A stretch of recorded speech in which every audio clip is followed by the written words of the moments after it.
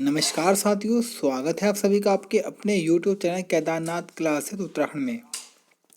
तो देखिएगा, खजाना क्लास आपकी शुरुआत हो चुकी है। रात के 10 बज चुके हैं और रोज़ाना आपके लिए क्लास आती है। आज ही हमारा पार्ट 45 होने वाला है। इससे पहले 44 पार्ट मैं आपको करा चुका हूँ।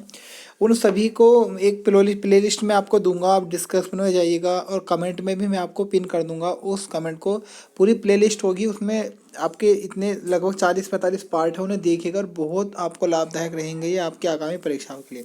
साथ ही साथ हम एक नई टेस्ट सीरीज स्टार्ट करने जा रहे हैं। कल उसका आपको पहला पार्ट देखने को मिलेगा, जिसमें हम आपका उत्तराखंड का उत्तराखंड करंट अफेयर्स प्लस आपके हिंदी के क्वेश्चन प्लस अपने जीएस के हम उसमें क्वेश्चन लेकर आएंगे। रोजाना 8 बजे रात को वो सीरीज आने वाली है और आप उसको देखना, अपना पूरा प्यार देना, क्योंकि आप ही के लिए वो आ रही है। अगर अधिक आप नहीं देखेंगे और कमेंट वगैरह नहीं करेंगे तो हम क्लास बंद भी कर सकते हैं। इंपॉर्टेंट है वो क्लास, क्योंकि जो हम हिंदी उसमें कराएंगे तो उसमें हिंदी में हम आपका साहित्य वाले पोर्शन से जो आपके लगभग 4 से 5 क्वेश्चन आ रहे हैं उसे कराएंगे, प्लस आपके पत्र लेखन, जनसंचार, हिंदी कंप्यूटिंग, इन सभी के हम आपको क्वेश्चन देंगे हिंदी के। और जीएस के क्वेश्चन हम अधिकांश प्रयास करेंगे कि आपके वर्ल्ड हिस्ट्री से और अधिक से अधिक हार्ड क्वेश्चन आपके लिए लेकर आएंगे। बाकी उत्तराखंड करंट अफेयर्स तो जो इंपॉर्टेंट होगा वो हम कराएंगे ही कराएंगे। तो इस सीरीज को पूरा आपको देखना है बढ़िया तरीके से। बाकी अपना कुछ भी जो आपका सुझाव हो वो आप कमेंट में दे सकते हैं कि सर कुछ चेंजिंग करना हो तो आप बता दीजिएगा। चलिएगा, शुरुआत करते हैं आज की इस वीडियो की। क्वेश्चन नंबर 1 है, श्रृंगकंठ दर्रा है, श्रृंगकंठ क्या है, श्रृंगकंठ क्या है। तो देखिएगा, इस प्रकार के क्वेश्चन कई बार विवादास्पद स्थितियां बन जाते हैं, क्योंकि अगर हम बात करें, देखिएगा श्रृंगकंठ क्या है तो एक प्रकार का दर्रा है जो हिमाचल और उत्तरकाशी को जोड़ता है। इसी प्रकार से श्रृंग आपको श्रृंगकंठ है ना, ये भी श्रृंगकंठ इस प्रकार से आपको देखने को मिल जाएगा। एक प्रकार का पर्वत भी है और ये भी उत्तरकाशी में स्थित है। तो कई बार इस प्रकार के क्वेश्चन काफ़ी स्थिति को खराब करते हैं और स्टार पॉइंट बन के आता है। लेकिन फिर भी आपको अगर लिखा है श्रृंगकंठ दर्रा क्या है तो दर्रा है, और श्रीकंठ क्या है आपका तो एक प्रकार का पर्वत है, और दोनों ही आपके उत्तरकाशी में स्थित हैं। क्वेश्चन नंबर 2 है, निम्नलिखित में से वाराह शिला किस स्थान पर है। तो वाराह शिला की हम बात करें तो ये हमारा बद्रीनाथ के समीप स्थित है। तो क्वेश्चन नंबर 2 का आंसर हमारा सी हो जाएगा। क्वेश्चन नंबर 3 है, उत्तराखंड में पौराणिक गाथाओं को किस नाम से जाना जाता है। तो पौराणिक गाथाओं या हम बोलते हैं लोक गाथाओं को मुख्य रूप से हम बोल सकते हैं तो जागर के नाम से जाना जाता है। तो ऑप्शन आपका ए सही है क्वेश्चन नंबर 3 का। क्वेश्चन नंबर 4 है, कुमाऊं में नेपाल को कौन सी नदी अलग करती है। तो कुमाऊं नेपाल को जो आपकी नदी अलग करेगी वो हमारी काली नदी अलग करती है। तो क्वेश्चन नंबर 4 का आंसर हमारा सी हो जाएगा। देखिएगा, पिथौरागढ़ में एक दर्रा है लिपुलेख दर्रा। लिपुलेख दर्रे के पास में एक स्थान है काला पानी। उस काला पानी नामक स्थान से काली नदी निकलती है। उसके बाद अगर हम बात करें तो चंपावत का एक स्थान पड़ता है बरमदेव मंडी, वरमदेव मंडी, और इस बरमदेव मंडी से आपकी जो काली नदी है ये प्रवेश कर जाती है आपको नेपाल में, और इसका नाम पड़ जाता है शारदा। और यही नदी हमारे उत्तराखंड के कुमाऊं क्षेत्र वाले भाग में और नेपाल के मध्य सीमा को साझा करती है। काली नदी की हम बात करें तो याद रखिएगा, राज्य की सबसे बड़ी लंबी नदी होगी ये, 252 किलोमीटर काली नदी की लंबाई है। बाकी शारदा भी इसी का नाम है, और शारदा परियोजना भी आपके काली नदी पर ही स्थित है। क्वेश्चन नंबर 5 की तरफ बढ़ते हैं। शिव भूमि के नाम से जाना जाता है किस जिले को शिव भूमि कहा गया है। तो देहरादून जिले को शिव भूमि के नाम से जाना जाता है। तो क्वेश्चन नंबर 5 का आंसर हमारा बी हो जाएगा। क्वेश्चन नंबर 6 है, भागीरथी निकलती है, यानी कि भागीरथी किस स्थान से निकलती है। तो भागीरथी की हम बात करें तो ये हमारा उत्तरकाशी के गंगोत्री के गोमुख से निकलती है। तो क्वेश्चन नंबर 6 का आंसर हमारा ए हो जाएगा। अगर हम बात करें, देखिएगा, भागीरथी नदी ही आगे चलकर आपके गंगा कहलाती है। टिहरी में आपका एक स्थान है देवप्रयाग, वहाँ पर अलकनंदा और भागीरथी का संगम होगा और आगे ये नदी गंगा के नाम से चलती है। बाकी अगर हम बात करें उत्तरकाशी के बारे में तो याद रखिएगा, उत्तरकाशी आपका क्षेत्रफल के मामले में दूसरा हमारा जिला है। उसके बाद में बात करूँ तो सबसे कम जनघनत्व आपको उत्तरकाशी में देखने को मिलेगा, 51 व्यक्ति प्रति 1000 वर्ग किलोमीटर में। उसके बाद में बात करो, सबसे कम महिला साक्षरता आपको उत्तरकाशी में मिलेगी, जो कि 62.5% है। अगर उसके बाद में बात करूँ तो उत्तरकाशी क्षेत्र में आपके गंगोत्री मंदिर है, यमुनोत्री मंदिर भी मिलेगा, विश्वनाथ मंदिर आपको यहीं मिलेगा। विश्वनाथ मंदिर के समीप ही आपको शक्ति मंदिर भी देखने को मिल जाएगा। उसके बाद में उत्तरकाशी के बारे में बात करूँ तो राज्य में सर्वाधिक सेब का उत्पादन आपके उत्तरकाशी में होता है। बाकी ये बात करूँ तो मंगलाचू ताल आपको उत्तरकाशी में देखने को मिल जाएगा। जानकारी मिलती है मंगलाचू समी ताल के समीप आप तालियां बजाएं तो बुलबुलें उठने लगती हैं। उसके बाद में बात करूं तो आपका डोडी ताल भी यहीं पर है, खेड़ा ताल भी यहीं पर है, रोहिशाड़ा ताल भी आपको उत्तरकाशी में ही देखने को मिलेगा। उसके बाद अगर मैं बात करूं तो राज्य का सबसे बड़ा हिमनद गंगोत्री हिमनद भी आपको उत्तरकाशी में देखने को मिल जाएगा। उसके बाद अगर हम बात करें तो यहीं पर आपको पायलट बाबा का आश्रम देखने को मिलेगा आपके उत्तरकाशी वाले क्षेत्र में ही। तो ये सारे फैक्ट आपको उत्तरकाशी से याद करके चलने हैं। क्वेश्चन नंबर 7 है राज्य का कब्रिस्तान किसे कहा जाता है। तो राज्य का कब्रिस्तान आपका हरिद्वार को कहा गया। अगर अंग्रेजों का कब्रिस्तान किसे कहा जाता है तो अंग्रेजों का कब्रिस्तान आपका रुड़की को कहा गया। और अंग्रेजों का कब्रिस्तान में अगर ऐसे आए क्वेश्चन रुड़की ऑप्शन में ना हो तब भी आपको क्या लगा देना है, हरिद्वार ही लगाना है। फिर से सुनिएगा, राज्य का कब्रिस्तान हरिद्वार, अंग्रेजों का कब्रिस्तान रुड़की, और रुड़की ऑप्शन में ना हो तो क्या लगाना है, हम आंसर हरिद्वार को लगाना है। उसके बाद अगर हम बात करें हरिद्वार के बारे में तो याद रखिएगा, हरिद्वार की अगर हम बात करें तो राज्य में सर्वाधिक आबादी हरिद्वार की है, सर्वाधिक जनघनत्व हरिद्वार का है। उसके बाद अगर मैं बात करूँ तो सबसे अधिक एससी जनसंख्या हरिद्वार में मिलेगी आपको। उसके बाद अगर मैं बात करूँ तो सबसे कम पढ़े लिखे पुरुष आपको हरिद्वार में मिलेंगे। उसके बाद में बात करूँ तो सबसे कम लिंगानुपात आपको हरिद्वार में मिलेगा, सर्वाधिक जनघनत्व आपको हरिद्वार में मिलेगा। हरिद्वार हमारा नील और बिल्व पर्वत पर स्थित है। अगर मैं बात करूँ बिल पर्वत पर आपका मनसा मंदिर है और नील पर्वत पर हमारा चंडी मंदिर है। बाकी बिल पर्वत पर ही आपको दिव्य सरोवर देखने को मिल जाएगा। उसके बाद अगर मैं बात करूँ हर की पैड़ी, सुहास घाट, कुशाव्रत घाट, कनखल, ये सारे ही क्षेत्र आपके हरिद्वार में है। शमशान मंदिर आपको हरिद्वार में मिल जाएगा। उसके बाद में बात करूँ तो गंगा मंदिर जिसे राजा मानसिंह ने बनाया था वो भी हरिद्वार में है। हरिद्वार में ही आपको देखने को मिल जाएगी ऊपरी गंगा नहर, पूर्वी गंगा नहर भी देखने को मिलेगी। बाकी हरिद्वार के बारे में हम बात करें तो सर्वाधिक विधानसभा सीट हरिद्वार में ही है। हरिद्वार की अगर हम बात करें तो वर्तमान यहाँ से सांसद है रमेश पोखरियाल निशंक जी, जो कि केंद्र मंत्रालय में शिक्षा मंत्री के पद पे कार्यरत हैं। हरिद्वार के बारे में और हम बात करें तो हरिद्वार की जो आकृति है वह बैठे ऊंट के समान आपको देखने को मिलेगी। उसके बाद अगर हम बात करें तो हरिद्वार आपके गंगा के किस तट पे स्थित है, ये आपको ऑप्शन है, ये कमेंट आपको करके बताना है कि हरिद्वार गंगा के किस तट पे स्थित है। हरिद्वार के लिए इतना ही, बढ़ते हैं अगले क्वेश्चन की तरफ। क्वेश्चन नंबर 8 है काली नदी को दूसरे किस नाम से जाना जाता है। तो मैं आपको बता ही चुका हूँ पीछे काली नदी के बारे में। तो शारदा नदी कहा जाता है, काली नदी का दूसरा ही नाम है। तो 8 क्वेश्चन का हमारा डी आंसर सही होगा। क्वेश्चन नंबर 9 है जानवी नदी किसकी मुख्य नदी है, यानी कि जानवी नदी किसकी सहायक है। तो जानवी नदी हमारी भागीरथी नदी की सहायक है। तो क्वेश्चन 9 का आंसर हमारा बी हो जाएगा भागीरथी।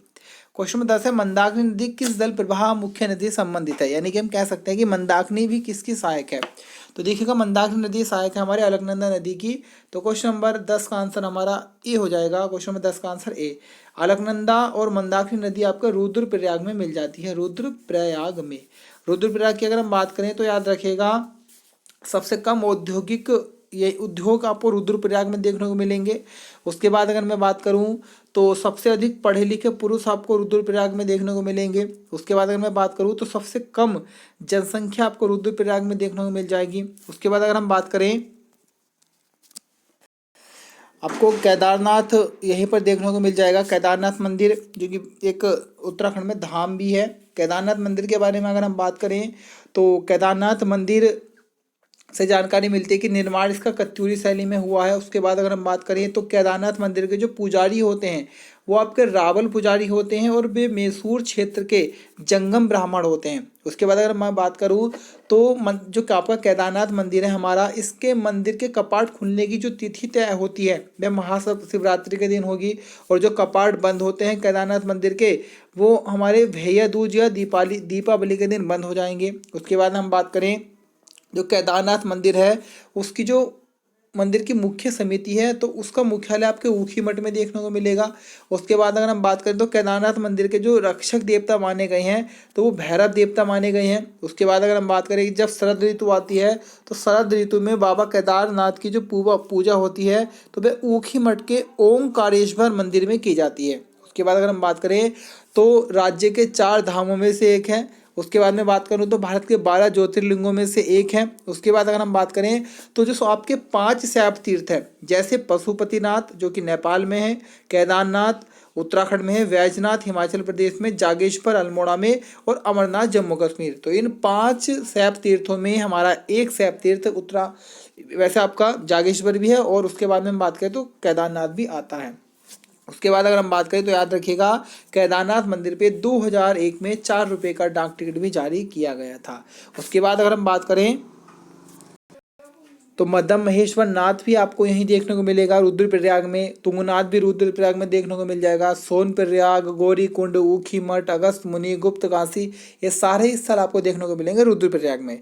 तो बढ़ते हैं अगले क्वेश्चन की तरफ। क्वेश्चन नंबर 11 है, देवप्रयाग से हरिद्वार तक गंगा की लंबाई कितनी है? तो देवप्रयाग से हरिद्वार तक गंगा की जो लंबाई है वो हमारे 96 किलोमीटर है। तो क्वेश्चन नंबर 11 का आंसर हमारा बी हो जाएगा। क्वेश्चन नंबर 12 है, किस केदार के कपाट 12 महीने खुले रहते हैं?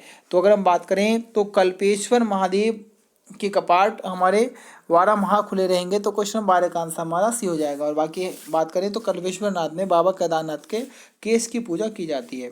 क्वेश्चन नंबर 13 है, उत्तराखंड का भगीरथ किसे कहा जाता है?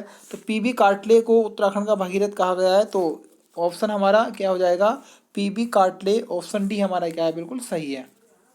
क्वेश्चन नंबर 14 है, पहाड़ का अम्बेडकर किससे कहा गया है? तो देखिएगा, पहाड़ का अम्बेडकर कहा गया है आपके मुंशी हरि प्रसाद टमटा जी को। तो क्वेश्चन नंबर 14 का आंसर ए है। बाकी पहाड़ का गांधी आपके जसवंत बिष्ट है। पहाड़ दिवस आपका 11 दिसंबर को है। पहाड़ पत्रिका हमारी नैनीताल से निकलती है। उसके बाद आएगा, आज का पहाड़ पत्र कहाँ से निकलेगा? तो वो हमारा निकलता है पिथौरागढ़ से। उसके बाद में बात करूं तो पहाड़ पर लालटेन किसकी है? मंगलेश डबराल जी की है। पहाड़ चोर किसका उपन्यास है? तो सुहास पंत जी का है। बाकी मैं बात करूं तो पहाड़ का रेगिस्तान किसे कहा जाता है? तो नेलांग घाटी है उत्तरकाशी में, उसे पहाड़ का रेगिस्तान कहा गया है। पहाड़ों की मल्लिका नेतरहोट, पहाड़ों की नगरी डूंगरपुर। तो ये सारे ही फैक्ट आपको यहाँ से याद कर लेने हैं। क्वेश्चन 15, राज्य में दुग्ध एवं दुग्ध उत्पादों को किस ब्रांड नेम से बेचा जाता है? तो ये बेचा जाएगा आपके आंचल के नाम से। तो क्वेश्चन 15 का आंसर हमारा बी हो जाएगा। बाकी याद कर लेना है, राज्य में सर्वाधिक जो दुग्ध उत्पादन होता है वो सॉरी भारत में जो सर्वाधिक दुग्ध उत्पादन होगा वो भारत के भारत के यूपी क्षेत्र में होगा सर्वाधिक दुग्ध उत्पादन, और दूध की कढ़ाई कहा जाता है आपके हरियाणा को। ये भी आपको याद करके चल लेना है। क्वेश्चन नंबर 15 है, हर्षदेव ओली को विभीषण किसने कहा? तो हर्षदेव ओली को विभीषण कहकर पुकारा था राहुल सांस्कृत्यायन जी ने। तो क्वेश्चन नंबर 16 का आंसर हमारा बी हो जाएगा, क्योंकि हर्षदेव ओली को विभीषण कहा था। तो आपका 16 का बी ऑप्शन हमारा क्या सही है। क्वेश्चन नंबर 17 है, उत्तराखंड राज्य में फल संरक्षण केंद्र कहाँ स्थित है? तो नैनीताल क्षेत्र में हमारा उत्तराखंड फल संरक्षण क्षेत्र स्थित है। तो क्वेश्चन नंबर 17 का आंसर हमारा डी हो जाएगा, नैनीताल। क्वेश्चन नंबर 18, सल्ट का गांधी किसे कहा गया है? तो हमारे हरगोविंद पंत जी को सल्ट का गांधी कहा जाता है। तो क्वेश्चन नंबर 18 का आंसर हमारा सी हो जाएगा।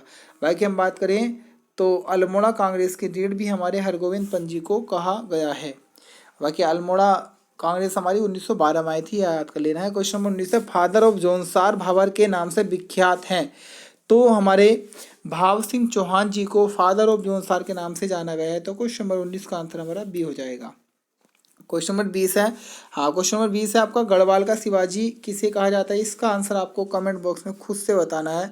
ऑप्शन आपके सामने है, या करेक्ट आंसर क्या होगा ये आपको कमेंट करके बताना है। क्वेश्चन नंबर 20 का आंसर। क्वेश्चन नंबर 21 है, कुमाऊं की राजनीति का कौटिल्य किसे कहा जाता है? तो कुमाऊं की राजनीति का कौटिल्य शिवदत्त जोशी को कहा गया है। देखिए, कुमाऊं का अगर आज आएगा चाणक्य तो हर्षदेव हमारे जोशी जी हैं, और कुमाऊं की राजनीति का कौटिल्य आएगा तो कहा गया है शिवदत्त जोशी को। तो क्वेश्चन नंबर 21 का आंसर हमारा बी हो जाएगा। क्वेश्चन नंबर 22 है, भारत का प्रथम एकमात्र कृषि विश्वविद्यालय है? तो भारत का जो प्रथम कृषि विश्वविद्यालय था वो आपके पंतनगर में गोविंद बल्लभ पंत कृषि विश्वविद्यालय के नाम से 17 नवंबर 1960 को खुला था। तो 22वें क्वेश्चन का आंसर हमारा बी हो जाएगा। और उसके बाद 1972 में इसका नाम गोविंद बल्लभ पंत जी के नाम पे रखा गया था। ये भी आपको याद करके चल लेना है। क्वेश्चन नंबर 23 है, बद्रीनाथ की शीतकालीन पूजा होती है यानी कि किस स्थान पर? तो इसकी हमारी जो पूजा की जाती है बद्रीनाथ मंदिर की, तो वो आपके जोशीमठ वाले क्षेत्र में की जाएगी, जोशीमठ के नरसिंह मंदिर में। तो आपका क्वेश्चन नंबर 23 का आंसर हमारा बी हो जाएगा। बाकी बद्रीनाथ मंदिर आपका मुगल शैली में निर्मित है, ये भी आपको याद करके क्वेश्चन चल लेना है। क्वेश्चन नंबर 24 है उत्तराखंड का वेद व्यास किसे कहा जाता है? तो उत्तराखंड का वेद व्यास यशोधर मठपाल जी को कहा गया है। तो क्वेश्चन नंबर 24 का आंसर हमारा ए हो जाएगा। बाकी लोक संस्कृति संग्रहालय जो कि आपके भीमताल वाले खुटानी भीमताल वाले क्षेत्र में है, तो उसकी स्थापना भी हमारे यशोधर मठपाल जी ने ही की थी। क्वेश्चन नंबर 25 है उत्तराखंड के किस जनपद का चावल विश्व प्रसिद्ध है? तो अगर हम बात करें तो उत्तराखंड के देहरादून का चावल विश्व प्रसिद्ध है। तो क्वेश्चन नंबर 25 का आंसर हमारा सी हो जाएगा, देहरादून। बाकी चावल से याद कर लेना है, सर्वाधिक चावल जो हमारा होगा जिले में वह यूएस नगर में होगा, और देश में होगा हमारे पश्चिम बंगाल में, और दुनिया में होगा चीन में। क्वेश्चन नंबर 26 है किस पवार शासक की तुलना मोहम्मद बिन तुगलक से की जाती है? देखिएगा पवार है यहाँ पर, तो कई बार क्वेश्चन हो जाता है गलती से, चंद को समझ के हम लगाते हैं। तो देखिएगा पवार वंश का मोहम्मद बिन तुगलक कहा गया है श्याम शाह जी को। तो क्वेश्चन नंबर 26 का आंसर हमारा बी है। उसके बाद अगर मैं बात करूँ कि चंद वंश का मोहम्मद बिन तुगलक, तो देवी चंद को कहा गया है, और देवी चंद को ही आपका कुमाऊं का विक्रमादित्य भी कहा जाता है। तो ये सारे फैक्ट आपको याद करके चल लेने हैं। क्वेश्चन नंबर 27 है कौन सा त्योहार महासू देवता का त्योहार है जो कि महासू देवता के स्नान के अवसर पर भाद्र माह में मनाया जाता है? तो देखिएगा पहले यहाँ से क्वेश्चन कई सारे बनेंगे। पहला क्वेश्चन ये बन सकता है कि कौन सा ऐसा त्योहार है जिसमें महासू देवता को स्नान कराया जाता है? तो वो आपका है जागड़ा त्योहार। तो बी ऑप्शन सही है। क्वेश्चन बनेगा कि ऐसे भी बन सकता है कि जागड़ा त्योहार किस जनजाति का है? तो आपके जौनसारियों का है मुख्य रूप से। किस देवता का है? महासू का है। किस माह में मनाया जाएगा? भाद्र माह में। और महासू देवता हैं, इन्हें किस नदी में स्नान कराया जाता है? देहरादून में टोंस नदी में आपके जागड़ा त्योहार में महासू देवता की मूर्ति को स्नान कराया जाता है। तो इतने फैक्ट आपको इस क्वेश्चन से याद करके चल लेने हैं। क्वेश्चन नंबर 28 है गौरा देवी को वृक्ष मित्र पुरस्कार कब प्राप्त हुआ? तो देखिएगा वृक्ष मित्र पुरस्कार 1986 में प्रारंभ हुए थे, और सबसे पहले आप हमारे गौरा देवी जी को ही दिया गया था। तो क्वेश्चन नंबर 28 का आंसर हमारा बी हो जाएगा, 1986। और बहुत बार ये क्वेश्चन आ चुका है। क्वेश्चन 29 है उत्तराखंड राज्य ने खेल नीति की घोषणा किस वर्ष की थी? तो उत्तराखंड राज्य ने जो खेल नीति की घोषणा की वो हमारे 2016 में की थी। तो क्वेश्चन नंबर 29 का आंसर हमारा ये हो जाएगा, 2016। उसके बाद अगर मैं बात करूँ तो याद रखिएगा हमारा जो राष्ट्रीय खेल दिवस है वो 29 अगस्त को मनाया जाता है, क्योंकि 29 अगस्त को मेजर ध्यानचंद जी का जन्म हुआ था। उसके बाद अगर मैं बात करूँ तो उत्तराखंड के जो खेल मंत्री हैं वो अरविंद पांडे जी हैं। अरविंद पांडे जी की मैं बात करूँ तो ये हमारे प्राथमिक और माध्यमिक और संस्कृत शिक्षा मंत्री भी अरविंद पांडे जी हैं, जो गदरपुर से विधायक है, उधम सिंह नगर के गदरपुर से। तो ये क्वेश्चन आपको याद कर लेना है कि राज्य में खेल नीति की घोषणा कब हुई? 2016 में। क्वेश्चन नंबर 30 है राज्य के बास्केटबॉल खिलाड़ी हरिदत्त कापड़ी किस राज्य से संबंधित है? तो हरिदत्त कापड़ी जी का जो संबंध है वो हमारे पिथौरागढ़ जिले से है। तो क्वेश्चन नंबर 30 का आंसर हमारा सी होगा। बाकी पिथौरागढ़ की मैं बात करूं तो राजा पिथौरा साहिब ने इसे बसाया था। क्षेत्रफल के मामले में तीसरे क्रम पर है, जो 1960 में स्थापना हुई थी। सिमलगढ़ का किला भी पिथौरागढ़ में देखने को मिलेगा। बाकी मैं बात करूं तो पाताल भुवनेश्वर गुफा आपको पिथौरागढ़ में देखने को मिलेगी। जानकारी मिलती है कि इस पाताल भुवनेश्वर गुफा में 33 करोड़ देवी देवताओं का निवास स्थान है। उसके बाद अगर मैं बात करूं पिथौरागढ़ से, तो पिथौरागढ़ की हम बात करें तो लिपुलेख दर्रा भी आपको पिथौरागढ़ में देखने को मिलेगा, और इसी लिपुलेख दर्रे से आपकी कैलाश मानसरोवर यात्रा प्रवेश करती है आपके तिब्बत वाले क्षेत्र में।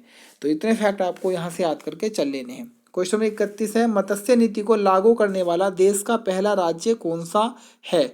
तो उत्तराखंड हमारा राज्य है। अगर हम बात करें तो उत्तराखंड में 2002 में मत्स्य नीति को लागू किया गया था, और ऐसा करने वाला उत्तराखंड देश का प्रथम राज्य है। बाकी मत्स्य से आपको याद करके चल लेना है, मत्स्य दिवस मनाया जाता है 21 नवंबर को। उसके बाद में हम बात करूं तो याद रखिएगा कि 21 नवंबर को आपको टीबी दिवस भी है। टीबी है आपका टेलीविज़न वाला टीबी। उसके बाद में देखिएगा 21 नवंबर को ये वाला टीबी है, और आपका 24 मार्च को आपका ये वाला टीबी आ जाता है, जिसे हम जो एक प्रकार की बीमारी है, क्षय रोग तपेदिक भी हम इसे बोलते हैं। फिर से सुनिएगा, देखिएगा इस 21 नवंबर को ये वाला टीबी दिवस है, 24 मार्च को ये वाला टीबी दिवस है, 21 नवंबर को ही आपका मत्स्य दिवस है। और मत्स्य यानी कि मछली से संबंधित कौन सी क्रांति आती है? आपकी नीली क्रांति। उसके बाद 2 क्वेश्चन और याद करने हैं आपको कि जो आपका मछली का अध्ययन होता है वह होता है इक्थियोलॉजी में। मछली का अध्ययन इक्थियोलॉजी में, और मछली पालन का अध्ययन जो होता है वो होता है हमारे पीसी कल्चर में। तो ये सारे फैक्ट आपको नोट करके रख लेने हैं, बहुत इंपॉर्टेंट ये क्वेश्चन है। क्वेश्चन नंबर 32 है, राज्य में अति हिमीकृत वीर्य उत्पादन केंद्र की स्थापना कहाँ की गई है? तो इसकी स्थापना आपके श्यामपुर में की गई है। तो क्वेश्चन नंबर 32 का आंसर हमारा ए हो जाएगा। क्वेश्चन नंबर 33 है, कुमाऊं का कुंभकर्ण किसे या किस शासक को कहा गया है? तो कुमाऊं का कुंभकर्ण आपके कल्याण चंद जी को कहा जाता है, कहीं कहीं कल्याण चंद चतुर भी देखने को मिल जाएगा। तो क्वेश्चन नंबर 33 का आंसर हमारा सी हो जाएगा। क्वेश्चन नंबर 34 है, निम्नलिखित में किस जनपद में वन क्षेत्र का प्रतिशत सबसे कम है? देखिएगा, वनों में बहुत बड़ा डाउट है, नया डाटा आया है तो परीक्षा वाणी ने सारे ही आंकड़े को चेंज करके रख दिया है और कई बार तो संदेह उत्पन्न होता है कि इतने आंकड़े कैसे चेंज हो जाएंगे। अगर आप नई परीक्षा वाणी उठाएंगे तो हर चीज़ को चेंज कर दिया है, बाकी आप अन्य पुस्तकें उठाएं तो वहाँ पर पहले वाला ही डाटा है। तो मैं आपको कोशिश करूँगा कि अधिक से अधिक क्वेश्चन बताऊँ। देखिएगा, किस जनपद में वन क्षेत्र का प्रतिशत सबसे कम है? तो सबसे कम वन प्रतिशत में आपके यूएस नगर में है, सबसे कम क्षेत्रफल में भी आपके यूएस नगर में आएगा। उसके बाद अगर मैं बात करूं तो सर्वाधिक जो वन है वो पौड़ी गढ़वाल में है। उसके बाद अगर हम बात करें सर्वाधिक वन प्रतिशत में आएगा तो आपका नैनीताल में आएगा। ये नैनीताल वाला क्वेश्चन हाल ही व्यक्तिगत सहायक में आया था और वहाँ पर नैनीताल को ही सही किया गया है, याद रखिएगा। उसके बाद अगर हम बात करें क्वेश्चन नंबर 35 की तरफ, सबसे अधिक वन क्षेत्र का प्रतिशत किस नदी बेसिन में है? यहाँ नदी बेसिन की बात चल रही है तो टोंस नदी बेसिन में सर्वाधिक वन क्षेत्रफल है प्रतिशत के मामले में, और नॉर्मल वैसे भी तो आपका टोंस नदी से। तो क्वेश्चन 35 का आंसर हमारा सी हो जाएगा। क्वेश्चन नंबर 36 और आज का अंतिम क्वेश्चन है ये, उत्तराखंड का प्रसिद्ध चैती मेला कहाँ लगता है? तो चैती मेले की हम बात करें हमारे बिल्कुल समीप ही लगता है, हमारे पास में ये काशीपुर शहर भी। तो देखिएगा, चैती मेला हमारे काशीपुर में लगेगा। तो क्वेश्चन नंबर 36 का आंसर हमारा डी है। चैती मेले की हम बात करें तो इस मेले में आपकी बोक्सा जनजाति, एक जनजाति है बोक्सा, बड़ा बढ़ चढ़ के हिस्सा लेती है। चैती मेले की हम बात करें तो बाल सुंदरी देवी के मंदिर पे मेला लगता है, चैती मेला। उसके बाद अगर हम बात करें तो चैत्र माह में लगेगा। चैत्र माह हिंदू कैलेंडर का प्रथम माह है। उसके बाद हम बात करें तो काशीपुर के बारे में, तो देखिएगा गिरिताल यहीं पर है, द्रोणताल यहीं पर है। उसके बाद मोटेश्वर महादेव मंदिर भी आपको यहीं मिलेगा। राज्य की सबसे पुरानी सूती मिल भी काशीपुर में ही लगी थी। बाकी देवी चंद जी ने काशीपुर को बसाया होगा। उज्जैनी का किला भी आपको काशीपुर वाले क्षेत्र में मिलेगा। बाकी उद्योगों की नगरी काशीपुर को कहा गया है। गोबीशाण भी काशीपुर का ही प्राचीन नाम था। तो फिलहाल आज के लिए इतना ही। वीडियो कैसी लगी एक लाइक कीजिए, कमेंट कीजिएगा और शेयर करना ना भूलें। मिलेंगे कल फिर इसी समय। फिलहाल के लिए धन्यवाद।